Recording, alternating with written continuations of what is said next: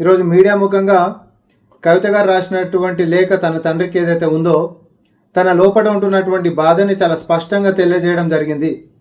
ఇదే అంశాన్ని నేను ఈ నెల 14వ తారీఖు గాంధీభవన్ నుంచి నా యొక్క ప్రెస్ మీట్లో కూడా చెప్పడం జరిగింది. కల్వకుంట్ల కుటుంబంలో ఈరోజు చీలికలు వచ్చినాయి. ఎవరి ఉనికి కోసం వాళ్ళే కొట్లాడుకోవడం జరుగుతూ ఉంది.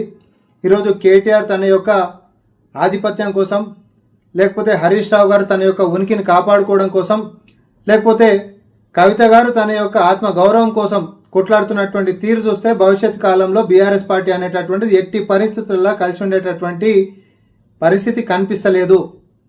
ఎందుకంటున్నామనంటే కవిత గారు తన యొక్క లేఖలో కూడా నేను ఆయన చెప్పినట్టుగా వారి పార్టీ యొక్క నెగిటివ్ అంశాలని తన తండ్రి సభ పెడితే ఆయన మాట్లాడకంటే ముంగట 2001 నుంచి పార్టీని అంటిపెట్టుకొని ఉంటున్నటువంటి నేతలకి మాట్లాడేటటువంటి అవకాశం ఇవ్వకపోవడం దగ్గర నుంచి 42% బీసీలకు సంబంధించినటువంటి రిజర్వేషన్ అంశమైనా, ఎస్సీ సబ్ కేటగిరేషన్కి సంబంధించినటువంటి అంశాలైనా, ఇతరత్ర ముఖ్య అంశాలపైన బీఆర్ఎస్ పార్టీ స్పందించకపోవడం అనేటటువంటిది ఆ పార్టీని వెనకాలేస్తున్నటువంటి పరిస్థితి.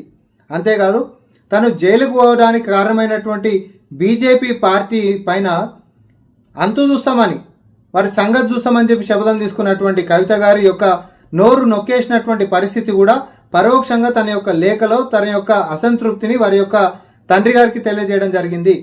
బీజేపీ మీద మనం గట్టిగా కొట్లాడితే బాగుంటుంది, బీజేపీ మీద మనం కొట్లాడకపోవడం అనేటటువంటిది మనము కలిసే ఉన్నాం అనేటటువంటి అంశం ప్రజలు మాట్లాడుకుంటున్నారు అనేటటువంటివి ఖచ్చితంగా తన లోపల ఉంటున్నటువంటి అసంతృప్తి.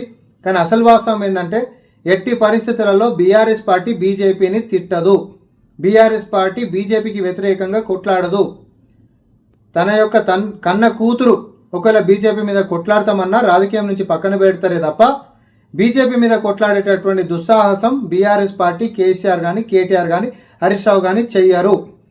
భవిష్యత్తులో కూడా ఈ పార్టీలో ఎవరైనా బలంగా కానీ వాళ్ళు కొట్టుకొని ఇంకేదైనా కానీ రాజకీయంగా ఎవరైతే బలంగా తయారవుతారో వాళ్ళతో బీజేపీ కలిసిపోయేటటువంటి యొక్క నిర్ణయాలు చాలా స్పష్టంగా మనకు కనిపిస్తూ ఉన్నాయి.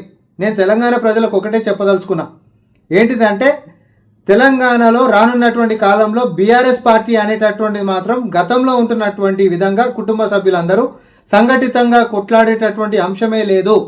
ఒకవేళ కొట్లాడినా పైన చూపించేటటువంటి డ్రామానే తప్ప మేడిపండు లెక్క పైకి మాత్రమే మేలిమిగా కనిపించుకుంటాం. పొట్ట ఇప్తే మాత్రం అంత పురుగుల కథనే ఈరోజు బీఆర్ఎస్ పార్టీది ఉంది అనేటటువంటిది మళ్ళొకసారి స్పష్టం చేస్తా ఉన్నాం. విదేశాల్లో ఉన్నత విద్యను చదువుకోవాలని అనుకుంటున్నారా? అయితే వెంటనే ఫ్లైగ్రాడ్ ఓవర్సీస్ ఎడ్యుకేషన్ కన్సల్టెన్సీని సంప్రదించండి. మీ విదేశీ కలలను సాకారం చేసుకోండి. ఫ్లైగ్రాడ్